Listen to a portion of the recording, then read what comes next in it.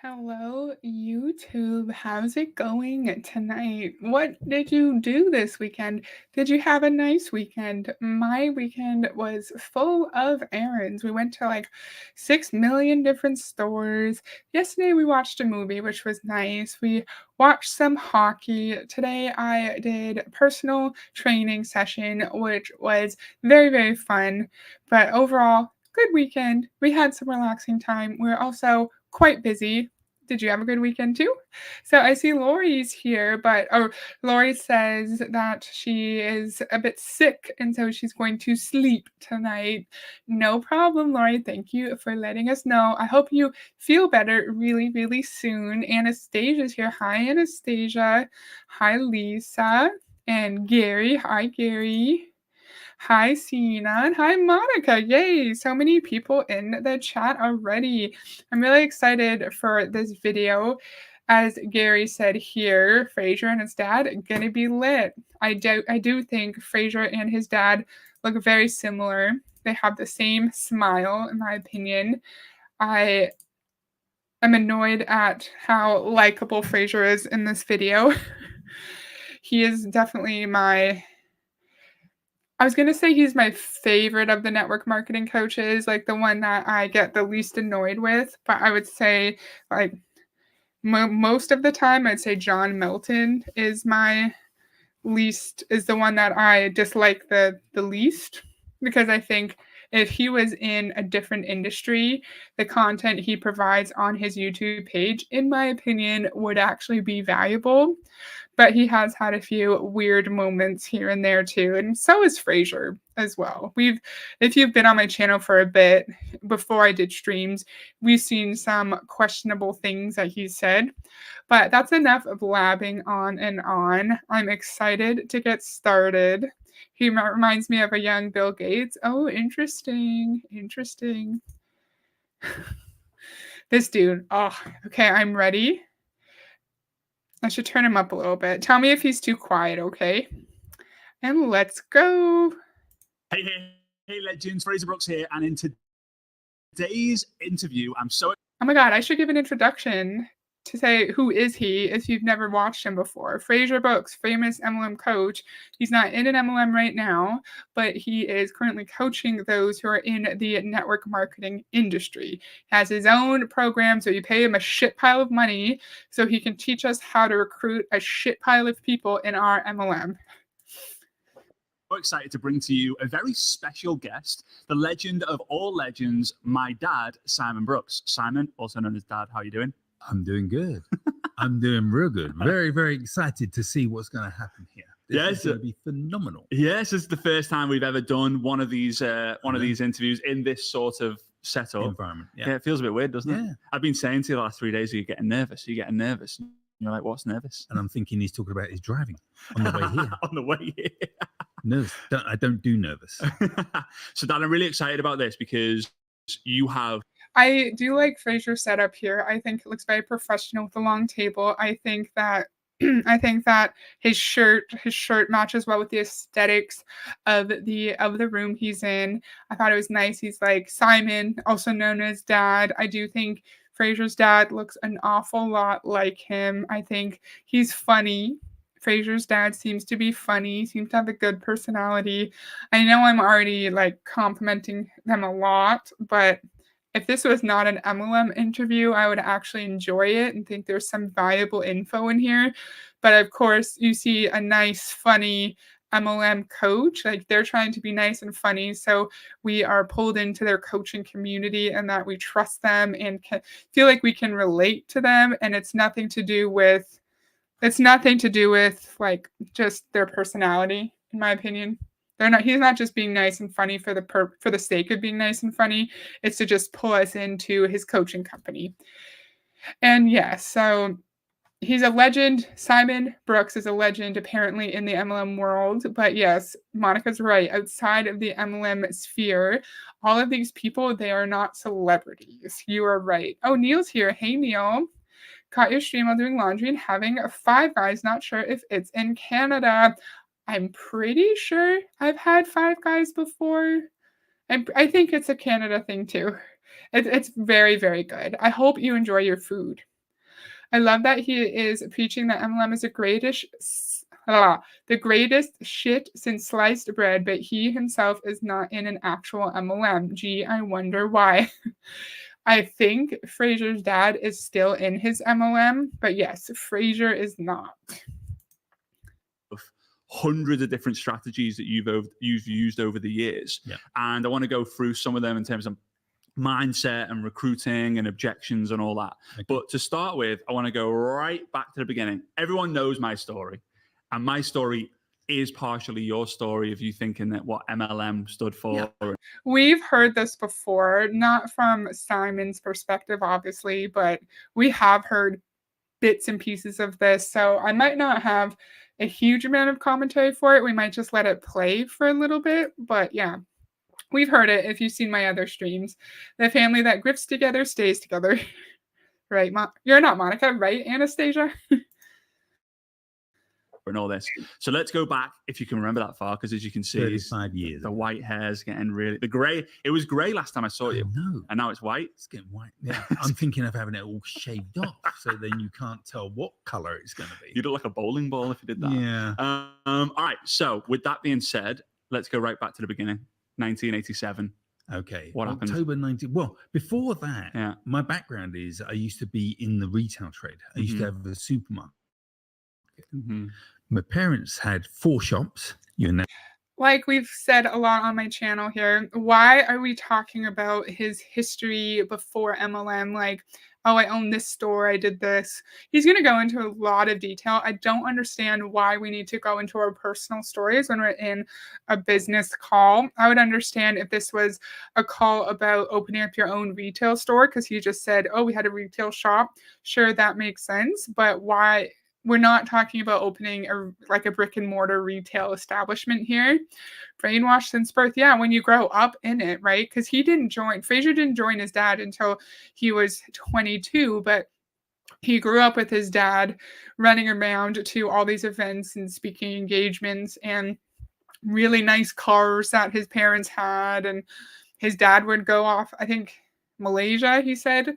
We're probably not going to get to that part in part 1, but like his dad went to Malaysia and he grew up around that, and so he just assumed like his dad helps people make money, and that's how he's able to have such a beautiful car and is able to travel around the world.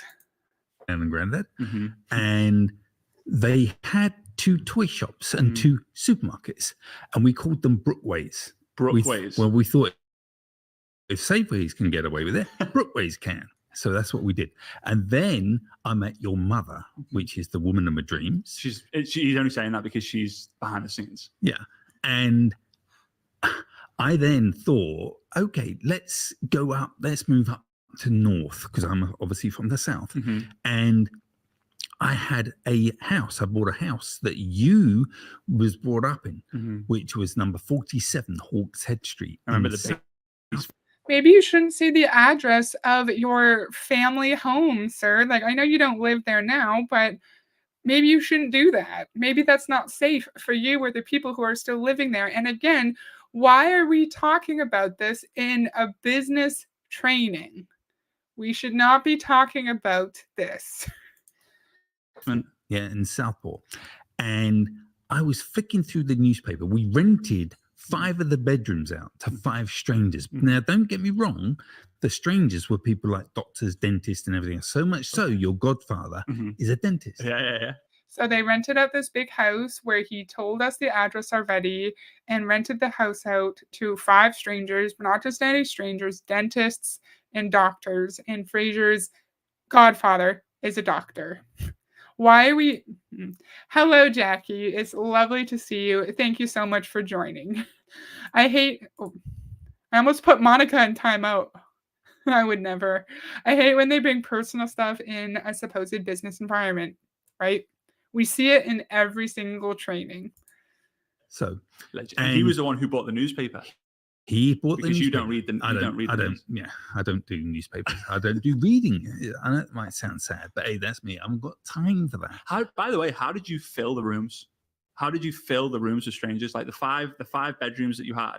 Oh, place an advertisement in the paper. So instead of you being, so before you even joined network marketing, you were a creator and not a consumer. Yeah. You were placing ads, not reading the paper. Yeah. Oh my God. So he was putting up an ad in the newspaper to fill the 5 rooms in his house. And then Frazer's like, oh my gosh, you were a creator even before you were in MLM. You were a creator, not a consumer, because you created the ad. You didn't consume it. Oh, barf. No, he just needed to fill rooms in his house. We've all put ads up on Kijiji or eBay or whatever when we're trying to sell something. We've all looked for ads when we need to buy a new car or we're looking for like a table for our kitchen. That doesn't mean anything special. I think saying I had this and that business in the past is more appropriate than talking about hard childhoods and life tragedies or family stories. Okay, that's fair. Yeah, you're right. It's just my issue is that he's going into so much detail about his like family life, not necessarily just about his time owning the retail establishment, right? Like he could go in with the business tips, the business lessons he's learned owning his own store. I think that would be potentially more relatable to what our purpose of this conversation is, right? But instead, he's talking about how he filled up his house with ads from the newspaper. It's just confusing to me. Yeah, he's following the formula. I got to start with the origin story for sure. Not revolutionary. He's making it seem like it's the greatest shit he has ever done. Exactly. Wow. Well, originally, go back even a step before then, I thought I could be like a gentleman in the United Kingdom that sold Nescafe coffee and Take Lyle sugar cheaper on a market stall in Petticoat Lane. He's called Jack Cohen, Tesco's. I thought I could do that. Right. So I then bought the first shop with your mum in a place called Littleport in Cambridge. And then we thought we could buy another one and then another one. Oh my Lord, was it a nightmare? All the rent, rates, light, heat, staff, all the headaches, all the risk and all the gamble. Didn't want to do that. And how? Okay, I forgot about this. He's talking about his experiences with the stores to show how much easier it is to own a business in an MLM because you don't have to pay rent, heating bill, you don't have to have so much overhead. And Frazer, maybe I'm going to let it play for longer than 20 seconds. Frazer is going to say, well, how much overhead do you have in MLM? And then Simon's like, oh, I have none. I have no overhead. It's like, but you do because you have to pay to join and then you're paying the admin fee so your MLM can continue to pay its actual employees. The ones who aren't volunteering aren't paying to volunteer to work for you and actually maintain the business. And then you have to buy products and then you're going to all the events and you're buying like training materials and you do have overhead in an MLM. It's just not hundreds of thousands of dollars. Okay, I'm going to let it play for longer than 30 seconds. How many overheads do you have in network marketing business? I don't have overheads. Exactly. No headaches, right? No. Different kind of headaches. Yeah. Yeah. So, okay, so you rented the rooms out, 5 rooms, 5 strangers, woke up one day, saw the newspaper that John, shout out to John, my godfather, one of Dad's best friends, he bought. It was on the kitchen table. Yeah. What happened? I borrowed the paper, took it into we had a bedroom and we had a lounge that we said to all the tenants, they're out of bounds. Right. Okay. So they couldn't come into those rooms. So in the lounge was a telephone. So I took the newspaper into the lounge and I made now bearing in mind this was 35 years ago. Was it one of those? Was it one of those old school phones? You didn't remember it was so long ago. It wasn't a mobile phone. It wasn't an iPhone. It was a handheld mobile phone. No, it wasn't. It wasn't a cell phone. But it had wires connecting the phone to the actual phone. Yes. There we go. So I made. This was on a Sunday, and I made 3 phone calls, all answer phones. Oh, there were multiple adverts. Yeah. Of the same thing. Yeah. Right. So what did we do 35 years ago when you got an answer phone? I just hang on. Yeah. Didn't even answer. Yeah. The 4th person picked up and told me and said to me, "Oh, it's about this, involved in network marketing." I said, "What's that?" He said, "It's MLM." I said, "What? Make love monthly, make lots of money?" I didn't have a Scooby-Doo what MLM was. You had no Google as well. You couldn't Google it. Correct. But then He's talking about how he saw an ad in the newspaper, said MLM, whatever, you want to drive. We heard this in another, we did hear this in another stream with Fraser. It's like, I drive an Aston Martin, you can too. Then it said MLM, MLM, MLM. And so his dad took his phone into the lounge or the parlor and called 3 separate people who made advertisements, and only one person answered.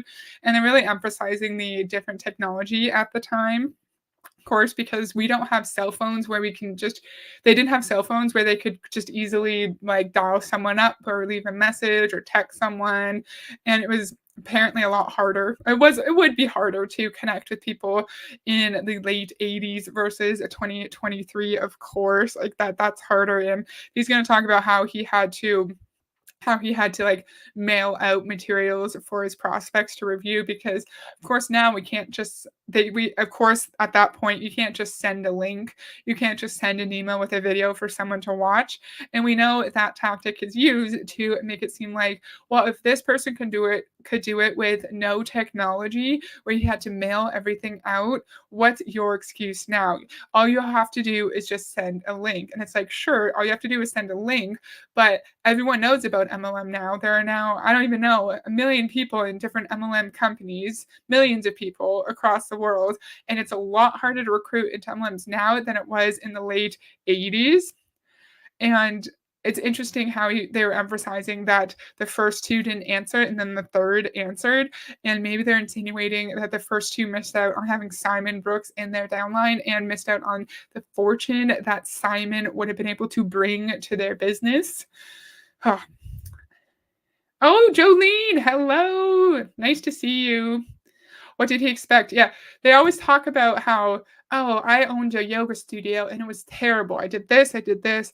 Sure, owning a business is hard, but you don't start a yoga studio based off of promises that it's going to be the easiest thing you've ever done. That like you are going to have guaranteed success and you will easily make $1 million.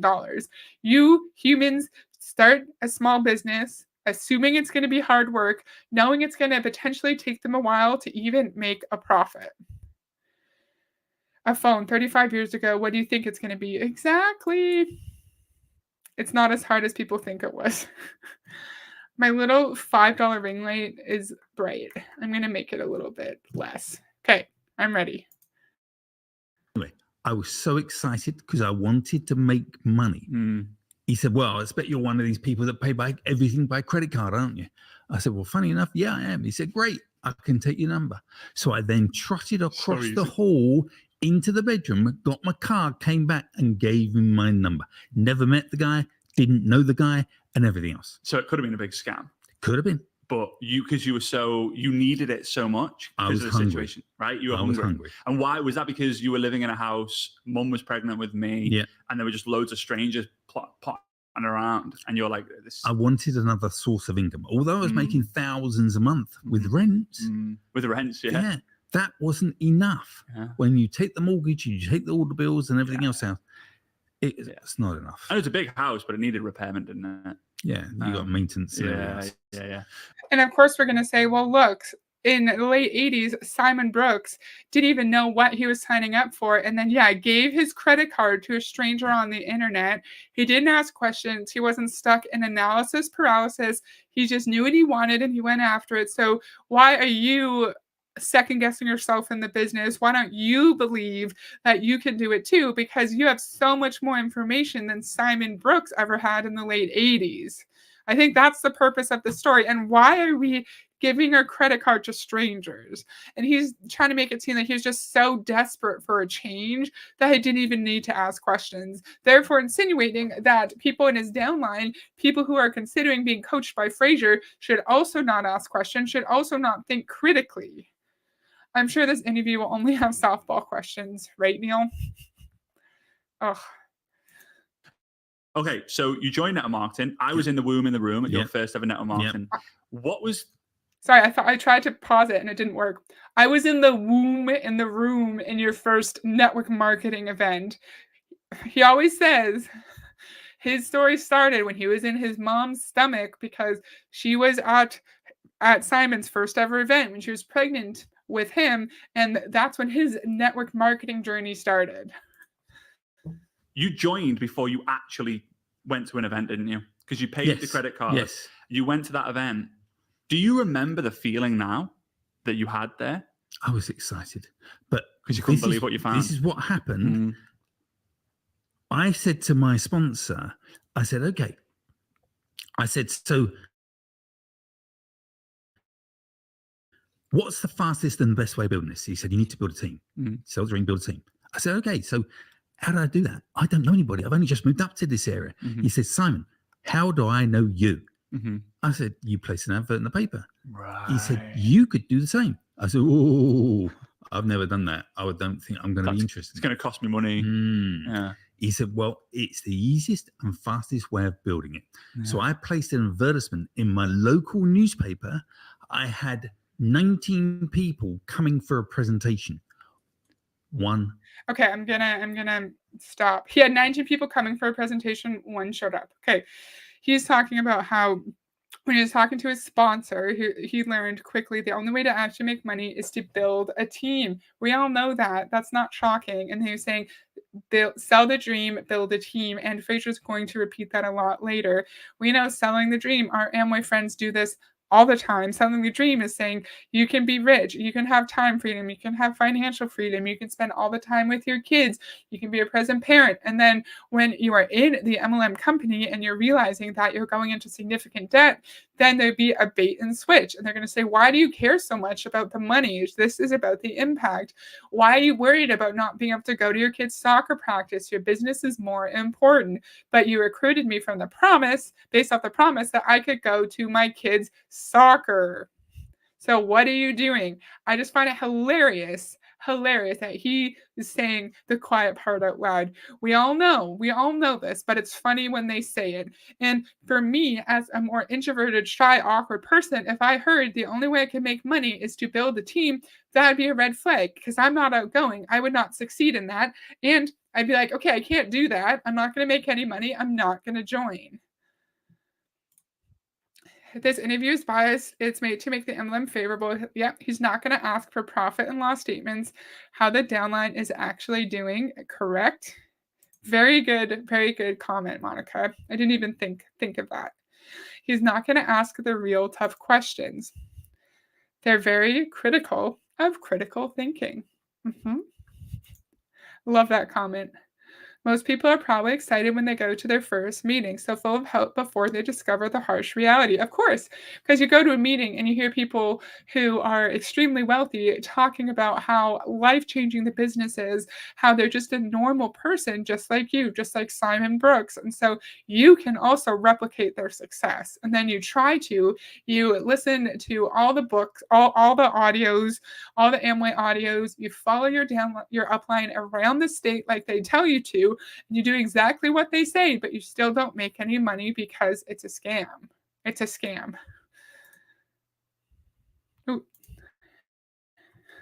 Turned up. Whoa, so you placed this newspaper advertisement. 19 people responded and said, I'm in, yeah, let's go, I'll come. But being naive and being a novice, I thought if they say they're going to come, they're going to come. Because I don't do letdown. Yeah, and it's a letdown business as well, isn't it? What's that thing? They say sore neck syndrome. People in network marketing get sore necks because they're hanging their head out the window, looking where they're people. Yeah. Sore neck, I love it. So that's also a red flag. We get sore neck syndrome because network marketers hang their head all the time because it's so full of disappointment. You have 19 people say they're going to come to your house. One actually shows up. You're sad, so you hang your head. That should be a huge red flag. Why? Sorry, the light's bothering me. Maybe I'll just turn it off. But then it's really dark. Is this okay? I just need a break from the light in my face. Maybe when I put my face back on the screen big, I'll turn it on so it's not so dark. What was I saying? Yeah, why is there so much disappointment in our business? Why? Because people know it's a scam, because it's incredibly hard to recruit into an MLM because everyone knows it's a scam, and it's very challenging to actually sell a product because the products are so overpriced. Okay, so one person came. Yeah. Did they join? No. But that was the first time I physically saw the circles. The circles, and the first time that my sponsor showed me how he came all the way. He spent 4 hours driving to my house to come do the presentation because I was a newbie. So hang on, your upline, is it Neil? Neil. Is it Neil? Okay, Neil. So shout out to Neil if you're listening. Neil drove he got you involved. Yeah. You've told him I placed a newspaper advertisement. He's buzzing because he's thinking, I've got one. Mm-hmm. I've got someone who's doing what I'm doing. Like, he's willing, he's capable, he's hungry, he's coachable.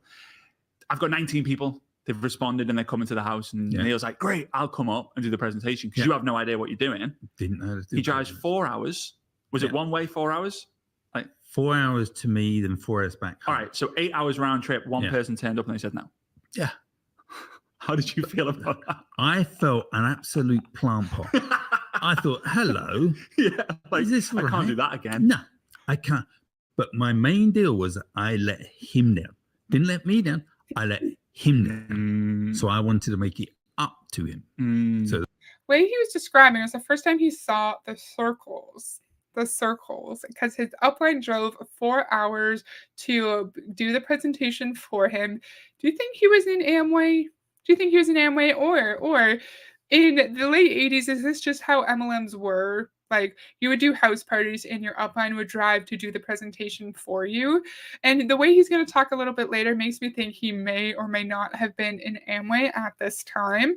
And of course, you're going to be upset that you put in all the time and effort to invite 19 people to come to your house. They also, you don't invite 19, you get 19 people to say yes. And then one shows up and then they don't even join. So how many hours and hours did you put into getting 19 people to say yes for no return? In MLM, everything we do, there's no return unless people join or buy a product. So he could have spent 100 hours inviting 100 people. 19 said yes, 1 showed up. Like, that's a lot of work for no money. Hello, page actress. How are you today? Hello, coconuts. You should be disappointed if you know you are scamming, exploiting people, and taking their hard-earned money. Exactly. That's a normal human response. Human services also use that people don't do this for the money line to excuse low wages and crappy work environments. Oh, I've had that before. Where I asked for a raise and then they're like, no, we don't have the money to. And then they focus on how amazing like the work was and how amazing the work environment is. And we're a family and we care about you. So have an extra day off over Canada Day, like for Canada Day. And I'm like, I don't care about that. I need to make more money. I know Tupperware was like this, house party and physical presentation. Also, Yvonne was like this too.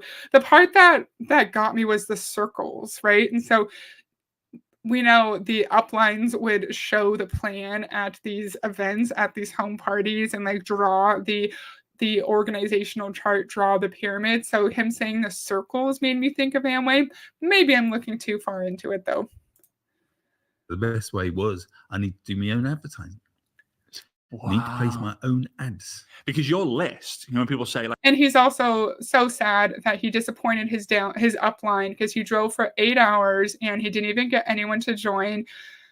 Well, your upline also has probably dozens of people doing these parties too. And if they're near the top of the company, they're going to be fine. Even if no one joined, they're going to be fine. You should be worried about you because if you don't have people joining you, you're not making money. You're not feeding yourself or your children. Like write your list of contacts. Like when you got me to write my list when I started, your list was very small, wasn't it? Minute. And why was that? Why did you feel like your list was small? Well, don't forget I'm from the South. Yeah. Moved up to the Northwest. Didn't know anybody. Right. In actual fact, it was the guy that videoed our wedding, your mum and I's wedding, and another person. And that was about it. Yeah. I'm thinking, I don't know many people. So how am I going to find all these people? Because I knew it was about recruitment. Because if you're listening to this, folks, understand this. I thought initially it was about retail. Just sell the product, buy the product for X, just sell it for Y. Sell it for Y. Make the difference. And that is a great way if you want to be poor all your life. Sorry, I'm very blunt. Yeah. Let me explain why. Because if we took a item, a product, whether it's a pencil, whether it's a lipstick, or whatever it's going to be, and you thought to yourself, I want to make thousands and thousands out of selling this product. Okay, that's great. Let's say you make £100 a month. Is that going to make you a millionaire? No. But No leverage. The way I looked at it, what if I could then build a team and have 10,000 people selling those lipsticks or those pencils, and I made a small amount of profit, then I could make thousands and thousands and thousands. And that's what clicked with me.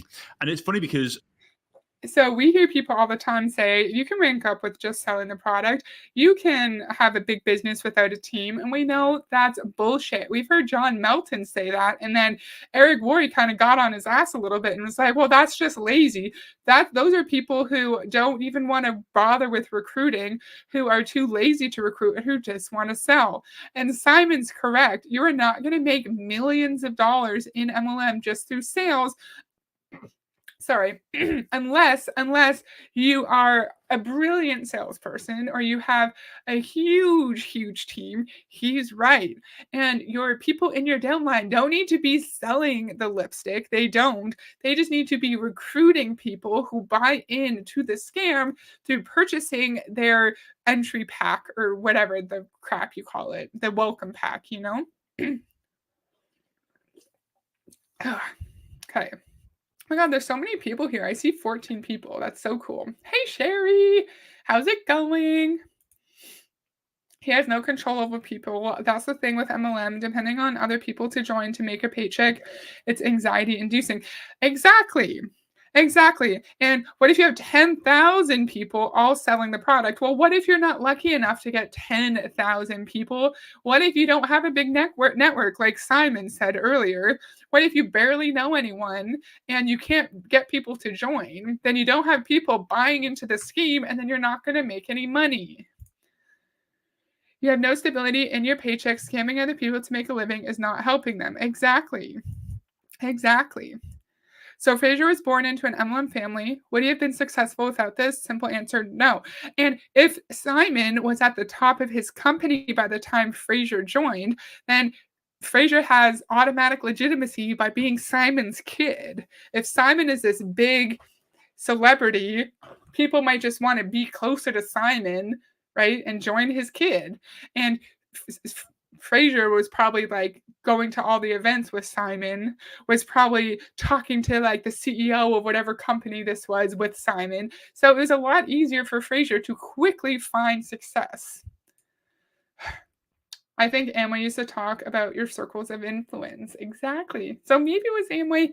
Of course, you can never find it just through a basic Google search. You can never find where these MLM coaches, like which companies they were in. Oh, and Neil's saying hello to a PH actress. Back then, this is the late 80s, it was a customer thing. That's what everyone joined for, right? And to make a little bit, an extra $300, $400, $500. Yeah. And then it got into the situation mid-90s all the way up till probably 4 or 5 years ago where it was, you always say to me, sell the dream, build the team. Sell the dream, build the team. Sell the dream, build the team. And that's what your focus was. And then everyone in your organization, that was what their focus was. Yeah. Now it's a little bit different. Do I have him sped up? No, I don't. He's a fast talking boy for sure. Wow. Because of different regulations, people are going back to the customer stuff. It's very easy to get customers on social media now, not as easy to recruit people, but now there's a lot of people with big customer teams and not enough leverage. So if they don't get a customer this month, they're not making big amount of money. Correct. The people who've got a big income, they need to qualify for their royalties, for their volume. Right. So they think, and you should do both, but you just became a master at recruiting. So I want you to tell me the story when you felt, because he said when Simon started, then a lot of the focus was building the team, and then in the mid-90s to 5 years ago, it was more on customers because of changes in regulation. Well, maybe it was more FTC attention on MLM businesses because they're quickly realizing how they're structured, and that I bet if we were to sit down and calculate the number of true retail customers in these MLMs who are not connected to the downline at all, like not preferred customers like Beachbody, true retail customers, there'd be very few. And so maybe that just means there's more attention, more scrutiny from the FTC, and that's why you had to change. Yes, proving the products don't matter. Exactly, Monica. Sell the dream.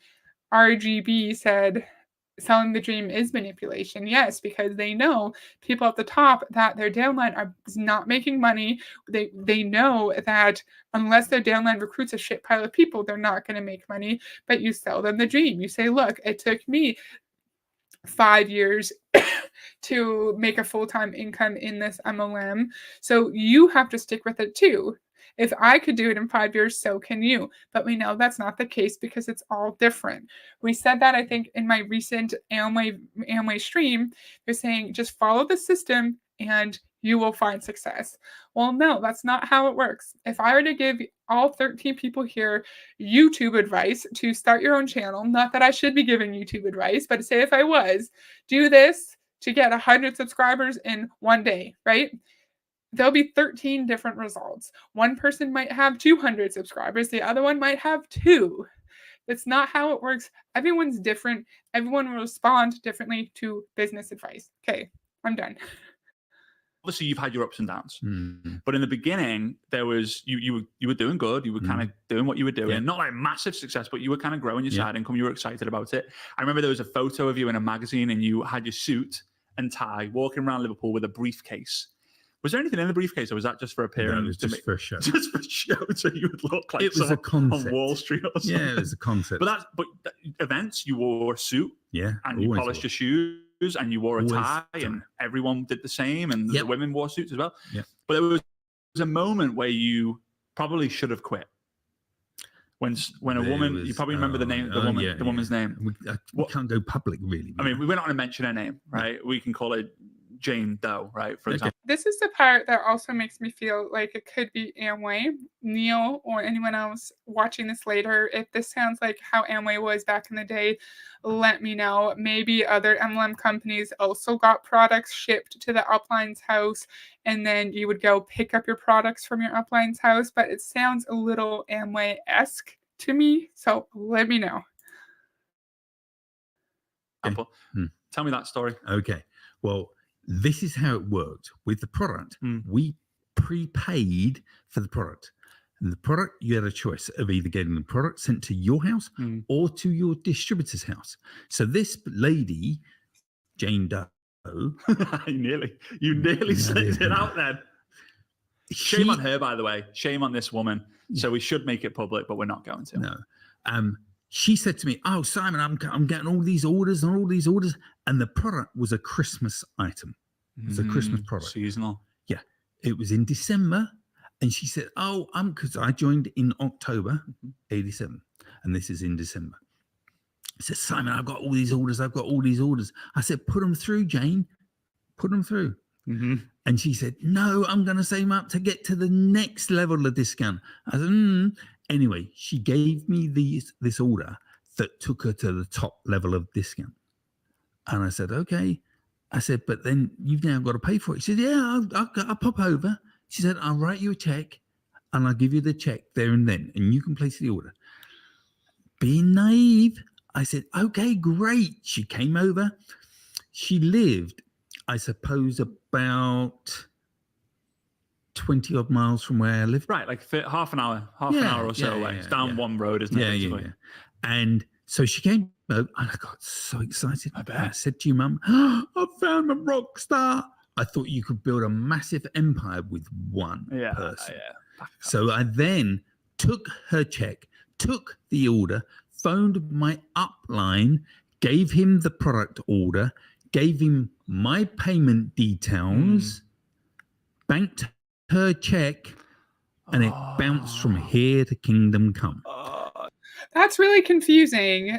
His downline, Jane Doe, gave him a check to put in her product order, and then he called his upline, and his upline put in the order. So that makes me feel like it's Amway, but I might be totally incorrect. Why was it so complicated? If your downline comes to you with a product order, why can't you just make the order yourself? Because if you just make the order yourself, then your upline is still going to benefit financially off of that, right? And the check bounced. Okay, Simon, you were defrauded. That's horrendous. I hope you went to the authorities. You reported her to the corporate staff of whichever MLM this was in, because Simon gave his upline his payments. So they're going to say in a second, it was like 3,000 pounds or something. 3,000 pounds, however many thousands of dollars. And then like he was just out that money. And we always have to take these stories with a grain of salt. We know they can potentially be exaggerated, but if that's true, that is horrendous. That is terrible, especially if I don't know if Frazer was born at this point or not, but especially if you have a brand new baby or you're about to have a brand new baby. Anastasia, I love this. If they did father-son coaching, they could call it Simon Fraser University. Any non-Canadian, Simon Fraser University is a real university in BC. That's hilarious. I don't know why he couldn't just put in the order himself. Great question. I'm not sure. They didn't really have a way to track that, so you called in your order to your upline as you paid for it instead. Yeah. Yeah, it's confusing, but you're right. They don't have a way to track it. I feel sorry for him because I feel like at that time he might not have known what was happening. He wouldn't have known it was a scam potentially, and he was in a really like tight financial spot, and he was living with 5 people he didn't know and about to have a baby or just had a brand new baby. So I feel sorry for him I feel sorry for the Simon from 1987. I don't feel sorry for him now, but I feel sorry for him back then. It's probably much cheaper on shipping for the company to send it to fewer locations and let the distributors eat the gas cost, because then you would be driving it all over to your downline's house, right? And so that you're right, that would be very, very expensive and just another expense eating into your profit. The order went direct to her house. Whoa. So she'd suckered you in. Yeah. I mean, you were new in the game. You had no idea, right? Yeah. No one tells you these things. Yeah. It doesn't happen now, fortunately, credit cards and stuff. But you made the order. You placed the order of thousands of pounds. Yeah. The product arrived at her house. She has thousands of pounds of product that she can go sell individually, whatever. Yeah. She gave you the money, but you didn't get the money. No. So you're now minus. How did that make you feel? It made me feel really sick. Yeah, I bet. So I turned around to my wife, your mum, and I said, right, I'm going to make enough money to get that back, then I can quit, because this is not for me. Wow. Oh my days. What happened? I went from one person to another person, and it just went boom. Kind of became your why. Yeah, it kind of became that why. So really, right at this moment now, I'd like to thank Alex. I'm not going to tell you her surname, but Alex, if you're ever listening to this, I need to thank you, because if it wasn't for you, you silly bitch. Oh, I can't say that. I might not be here. So now, 35 years later, 14 million later, it's like made me a fortune. The Alex effect. Yeah. I love it. I love that. So you actually turned your biggest low into your high. Greatest. And I wouldn't be what I'm doing if that wasn't for her. So I want to say a massive thank you to you, Alex. You numpty. I say it in a slightly different way to my dad, but still has the same effect. All right. So. And again, this is also relatable. When he first started, 2 months into his MLM experience, he got defrauded by his downline. He lost thousands and thousands of dollars. And then his why, he just wanted to work to quickly make back that money and then leave so he could focus on raising his brand new little baby. And that's very relatable. And he used that negative experience to fuel him, and then he exploded, right? So you could use that in common day network marketing and say, yes, we all have turmoil, we all have hardship, but you have to use that hardship to fuel you, and then you too can find great success and make it to the very top of the pyramid. Well, Simon made it to the top of his pyramid in 1987 when less people were in an MLM. Yes, it's not the experience for everyone. It's easier to capitalize off of your misfortune in an unethical business structure when less people know about the unethical nature of it. There is less broad knowledge of the sketchiness of MLMs, and it'd be easier to recruit. Friends, in 1987 was network marketing well known? Was the scammy nature of MLM well known? In my opinion, I would say no. I don't remember though, but in my opinion, I'd say no. What do you think? Did you know about network marketing in 1980s? My parents could have had to get their stuff from their upline, but would have been difficult since they didn't always have a car. Yeah, it'd be hard. Yeah. How would you get your stuff, right? Cringe. How would you get your products if you can't get to your upline's house? I don't think the scammy nature was. Yeah, maybe people knew about the companies like Mary Kay or Amway, but you didn't really know how you actually made money in the companies, right? You're growing and growing and growing and growing and growing. There's some tough times with the companies that you joined. The first company you did was a perfume company, and different things happened because it was very early in network marketing. It wasn't figured out. No. And you got involved in a health and wellness product, health and wellness company. Was with them for 18 years, 156,000 distributors in all these different countries. Yeah. I remember when 156,000 distributors. Okay, but you could just recruit a couple hundred, or maybe not a couple hundred, 10, and then if you have your people recruit hundreds and hundreds of people, then everyone's going to be beneath you at some point. And especially if you are near the top of the company, if you're one of the first people in, you have everyone underneath you, right? And so there are so many different ways that he could have gotten to over 100,000 distributors. And it's not something to brag about, because you're bragging about scamming people, deceiving them, lying to them to get them into an unethical business structure where your fortune, your financial gain comes off of people suffering. People suffering makes you money, sir. I knew about Avon and Tupperware, but I didn't know how scammy it truly is. Okay, that's good to know. Anyone else? Did you know the scammy nature in the 80s? You'd made it. I remember we were living in a house called Beaches. Well, it wasn't called Beaches Brook. It was 2 Regents Field. Was it number 2? Number 2. Yeah, number 2. No, number 1. Number 1 Regents Field. Right. Number 1 Regents Field, Victoria Road, Formby, L37 1YX. Yeah. That's the postcode, so people can Google map it and you can see the house. But Dad wanted to change the name. The neighbor didn't. There was 1, 2, 3 Regents Field. Correct. Dad wanted to change the name. The other 2 didn't. So you called it. What did you call that house? Beaches Brook. And what was the reason why you called that the house? The word beaches came with if you look at the Grand National, the biggest horse race. Biggest, highest fence in the horse race is Beaches Brook. Because you went from here, you jumped from here to... How cool is that for a name? And then obviously Brook being Brooks. Yeah, Brooks.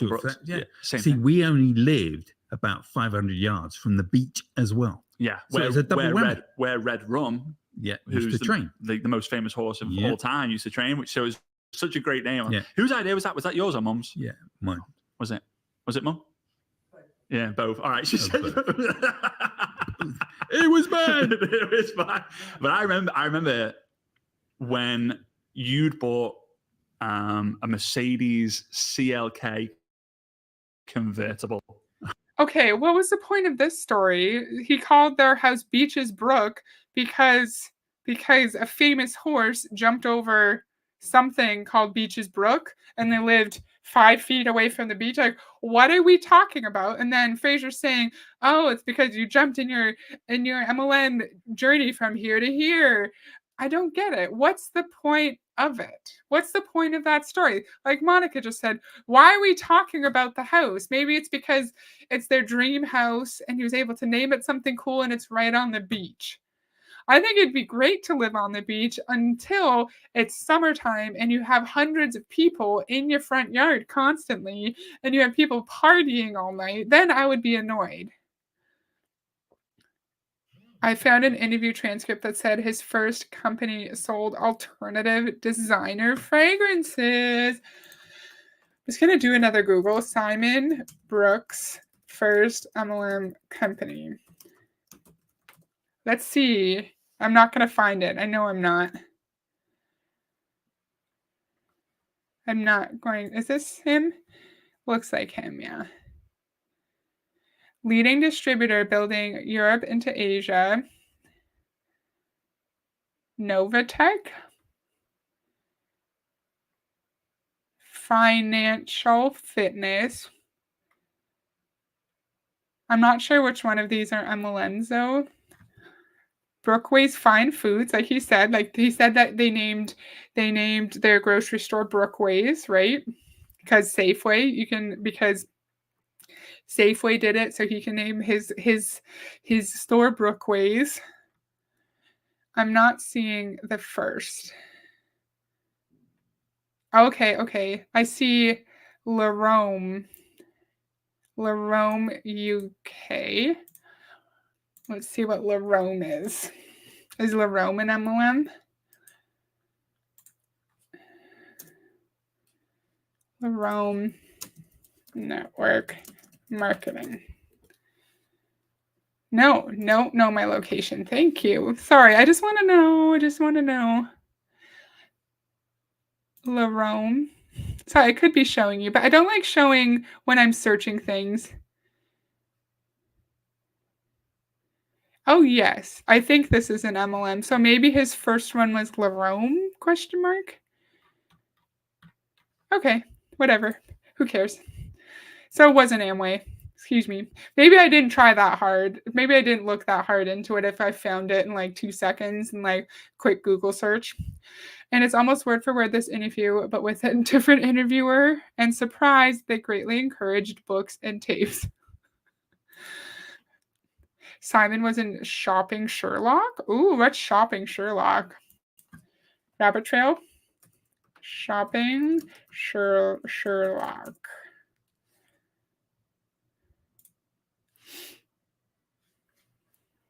Oh, it looks sketchy. What is Shopping Sherlock? Is this it? Okay, sorry. I shouldn't be doing this on live because then I like don't actually show you guys anything while I'm searching. Okay, I'll keep going. Oh, and they greatly encourage books and tapes. Of course they did. They all do, right? And I remember Mum got a BMW 3 Series convertible. Now today, they're amazing cars, but 18-year-old kids are driving them because of the whole finance. Back then, there wasn't car financing or loans and stuff. So and I remember getting driven to school, me and my brother, roof was down.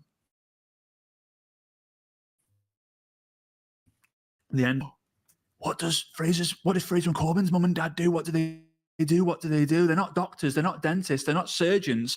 They're not heart surgeons, not brain surgeons. They're not accountants. They're not solicitors. They're not lawyers. They're none of this. What do? And I didn't know what to say. And I remember me and my brother saying they help people make money. Yeah. And they were like, how? We don't know. We had no idea how you were doing it, but you were crushing it. And I remember being so proud because everyone else wasn't turning up in these cars. Now it's a little bit of a different situation. Yeah. Right. People are doing this, but like back then it was just like, it was incredible. But bearing in mind, your mum and dad always came to your sports days. Yeah. Always came to all your events. Mm-hmm. We never had to ask a boss, can we have that time off? We could always be there. And then I started to get.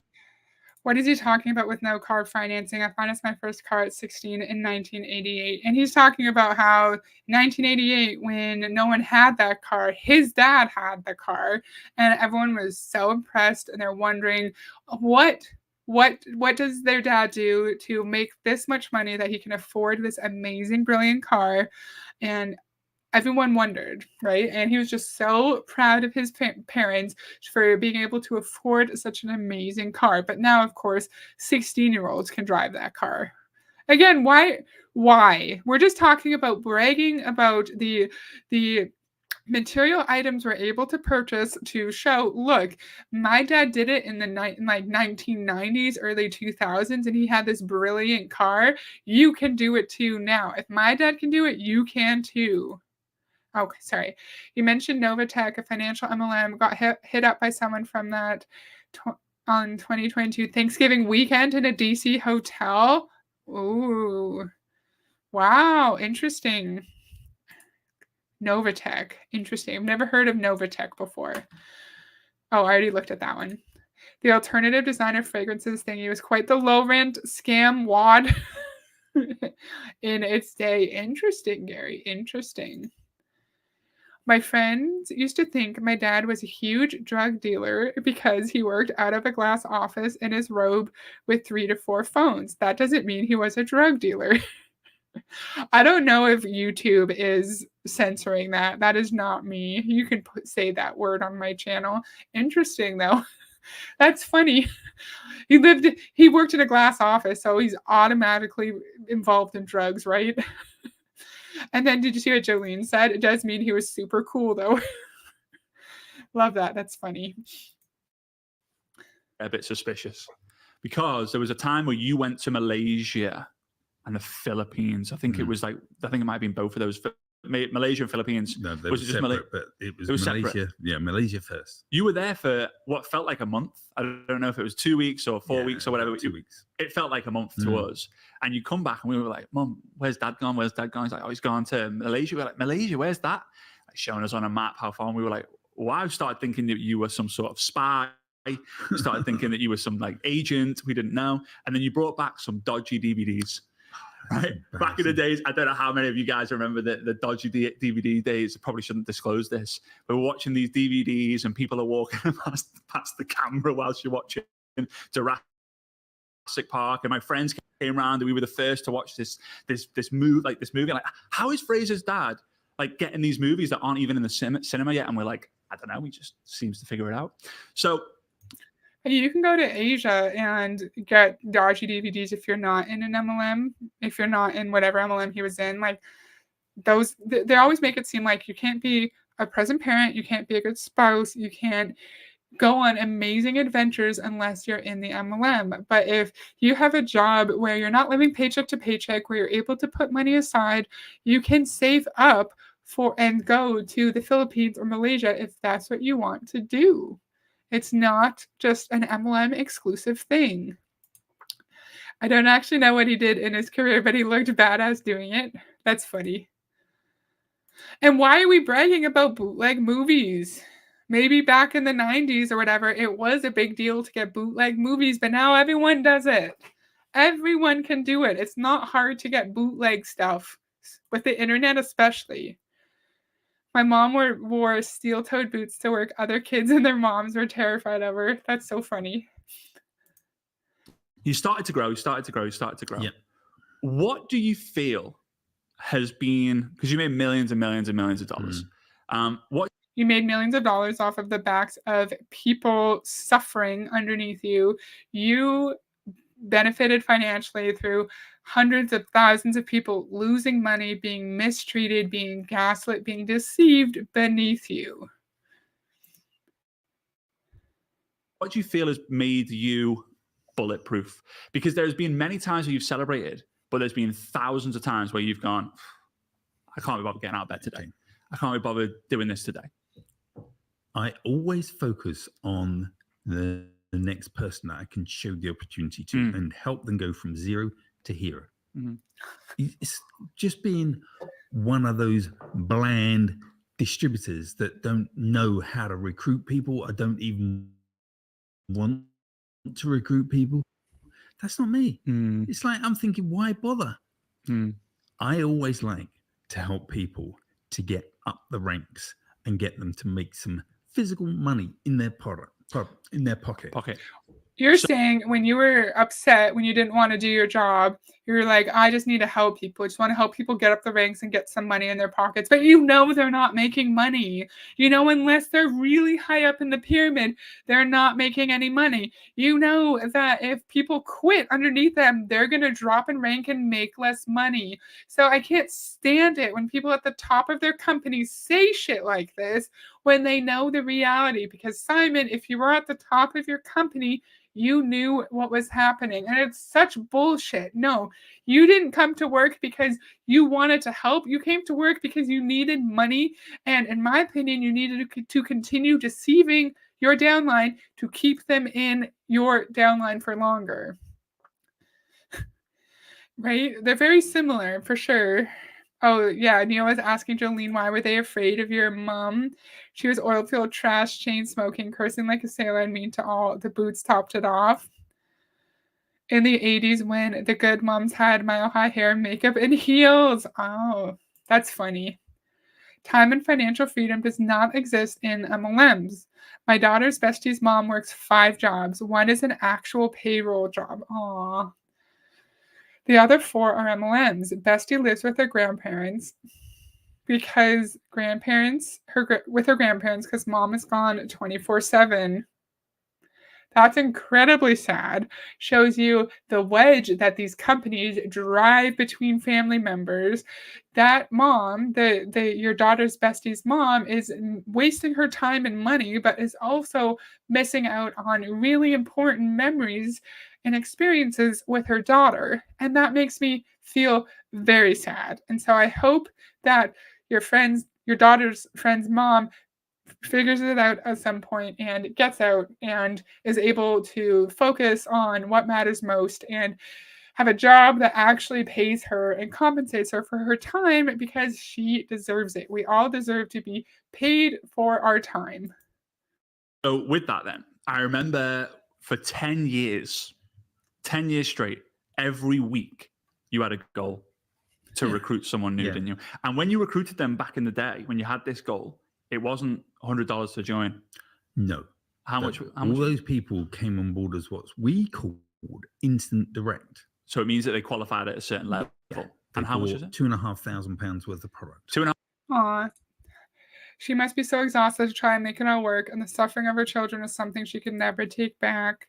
Breaks my heart to watch how hard her mom works for absolutely nothing. Yeah, and never gets to spend time with her kids, and it's not her fault.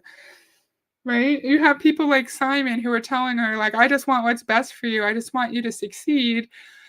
I just want to help you. And then, like, it's just so unethical. So unethical. And I really don't like it. And I'm sorry that that's happening to her.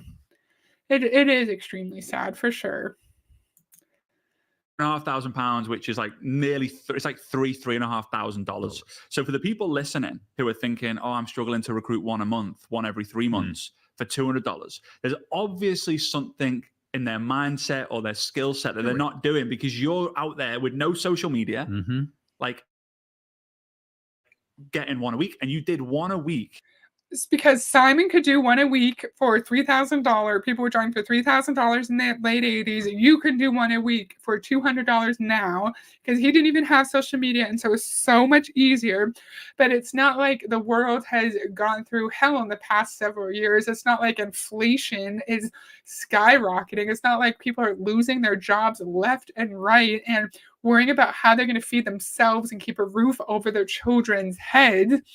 $200 for people now is a lot of money. Maybe not pre-COVID for some people, but it's a lot of money because if you're not getting raises every year, you are losing money because everything is so expensive. So that's bullshit. They promised time freedom and all the BS, and when you join, you discovered it's all a lie. There's no time freedom nor money. Exactly. Oh no, I clicked a wrong button. Sorry. Didn't mean to do that. Okay, let's try again. Every week for 10 years? Yeah. 520 people in 10 years. 524 people in 10 years. Do you remember the process?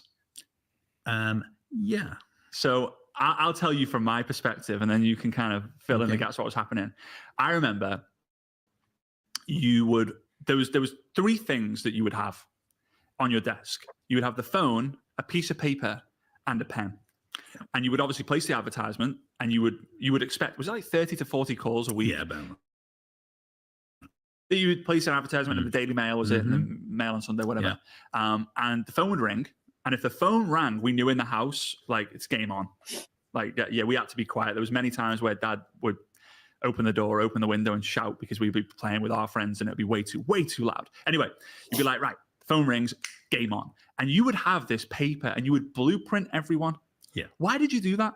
Well, I learned real fast that if you're going to rob a bank, okay, the first thing is you need to get the blueprint. A shotgun. Oh, okay, No, a blueprint. Oh, yeah, blueprint, and you need to work out your escape route. Right. So you need the blueprints of the person. So I thought to myself, okay, so if I'm speaking to somebody, I need to blueprint them. Who are they? Where do they live? What's the background? Have they got family? Have they got children? What is it? And I need to find out person after person after person after person, find out everything from them. In actual fact, I found some of the sheets going back about a year or two ago. No way. And I couldn't believe all my copious notes on each and every individual. Copious? Yeah. Good word. So you guys are planning to rob a bank, Coconut says.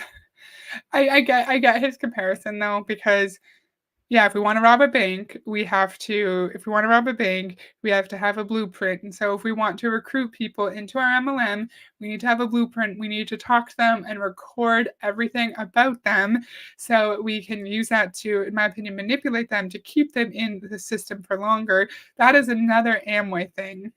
It was one of the tactics we learned from one of our Amway friends where like you get their phone number, you call them, you ask them about their entire life, you write like wife name is Susan, 2 daughters name this and this, you have a dog, this is their job, this is what they like to do, this is how much money they're making, this is that. And you know everything about them, so you can use that against them when they're wanting to quit or when they don't know exactly like if they should be joining the MLM in the first place. Yeah, Anastasia, recruit equals rob. And that is now what Beachbody does, right? They do the Frank, what is it?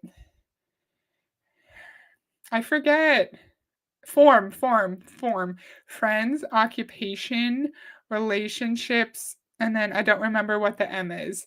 But you have to ask them about their friends. You have to ask them about their job. You have to ask them about their friendships. So they feel like they can actually trust you, that you actually care about them. So they're more likely to join you.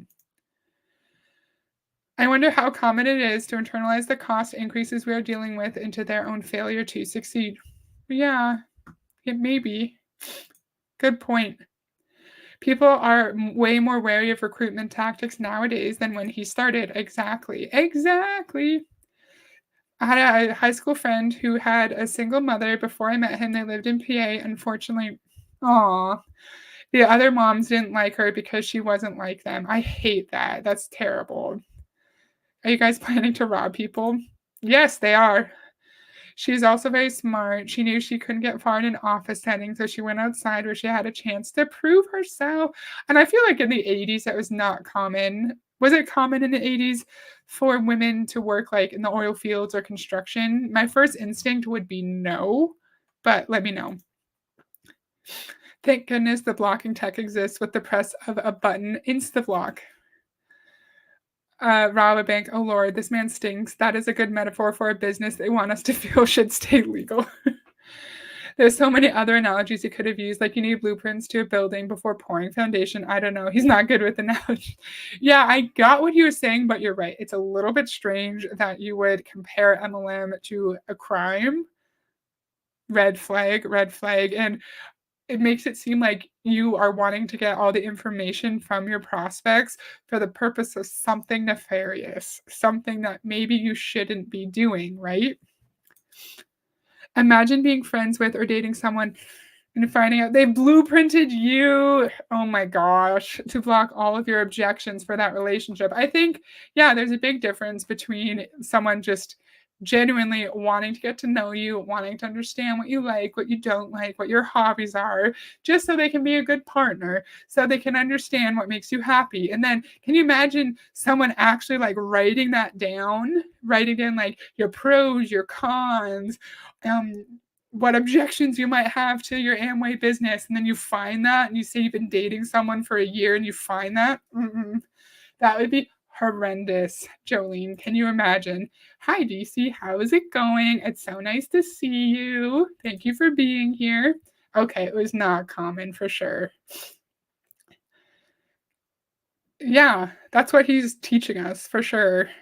I can't stand it. I was quite surprised. I don't know. Me and Dad try and keep it simple. Yeah. So using fancy words like copious is it throws me off sometimes. Yeah, well. So I remember you would write the name, their phone number, because you always said if you don't get their phone number, they're a suspect. But they're a prospect when they give you their details. If not, they're a suspect. If you give someone a business card, they don't give you one back. Forget it. Suspect. Yeah. Right. So I remember like David Jones, for example. David Jones. That's what Ray Higdon always says. He says, if your prospect doesn't agree to listening to a video or getting some more information, then they're not a prospect. And Simon was saying, if they don't give you a business card, if you don't get a phone number, they're just a suspect. It's always interesting to hear commonalities between famous MLM people and the way that they teach people how to do MLM, because it's all exactly the same, but they just say it in a slightly different way. Jones, his phone number, his email address, if he had it at that time, and it was like 2 kids, Bob and Sarah, has been in network marketing for 17 years. This is the companies that he's done. And then you would give a score out of 10. Yeah. So you would, and I'd be like, why have you given them a score out of 10? How do you know? Because in weeks to come, you won't remember that conversation that vividly. When you've done so many. Yeah. So you need to make sure, were they a 1? Were they a knobhead, or were they someone good? Are they a 10? So what I tended to do was when I sent the information out to them. Which, by the way, remember that because I want to talk about that process. But when you sent the information out to someone. I then set up a meeting where they had the time for the information to be sent to them, for them to read it, and for them to give me a call back. Now, I realized. Okay, I'm starting to get tired and I feel like I want to be done. So I think this is a good point. So maybe I'll go back to 24:15. Let me just make a note of it. And so for part 2, we can start from 24:15 and go to 52.